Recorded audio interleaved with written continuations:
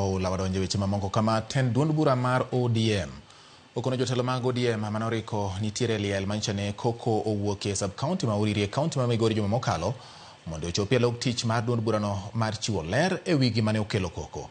ODM geto chiwo kum ne jogo ma ibiro yud kod ketho e wi kokono. Jafombo marwa ma Migori Jo Juma miyo ler e wi wachni. E barua no mogol ko jagoro maduong' mar ODM Edwin Sifuna, tend ODM wacho ni koko mane wuok e liel mag Uriri tarik 3 dwe mar 5 mar higani en mano mane opangi chon kod moko kuom josiasa ma bende ne otiyo kod obila. Tend ODM bende koro kwedo kokoni dwaro mondo koro gai mar obila e pacho kae koro tim nonro kawo tende kod kokoni kendo kawo okang' mowinjore ka giseyo obila kuom tiyo kod iro malungo pi wang' kaachiel kod lisasi e liel.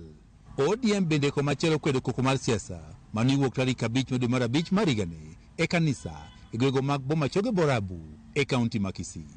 Wach ma ogol kod tend ODM kawo tende kod koko mar siasa e kaunti ma Migori biro kindeno ma oganda e kaunti ma Migori bende pod dhi nyime mar kwedo koko mane okelo hinyruok mar ji 2 e kinde liel e sub county ni ma Uriri bang' jorago mag gavana Migori Chileyako kod mago ma jibun ma Uriri mak Nyamita ne orakore. Anyisuru telo maber, wawe uru gik machalo lweny matimore kuonde ma liete nitiere. In kiyanyori liete gi jatelo wadu, how do you feel? Ma wach marach mapok none. Kendo wakwa the government mondo ng'i wach ni eri e yo makende ahinya. Liel should not be a field ya wo. Koko mane owuok e liel ne sub county ma Uriri osekelo paro mopogore opogore ka kuom oganda e kaunti ma Migori bende koro seyo josiasa.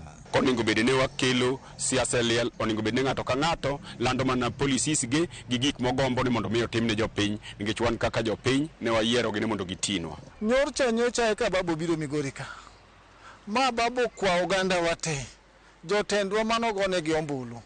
Ko wacho ne gi malongo ni kila ng'ato ka ng'ato obede kome mano yiere. Ma sirikal mar ODM. Anegi kuwe kendo wan gi kwe sawa nitiere vijende wa manobiro mane liel. Iyudo ka ng'ato inyore ogogi kidi ng'ato gore piny otur mine moko ture. Nikech naringo katia gas gi nega tok na ng'eyo gima chalo kamano ni nyalo wuok e iye kanyo. Koro atimo mos. Koro akwayo jotendwa gi mondo mi giwinjre.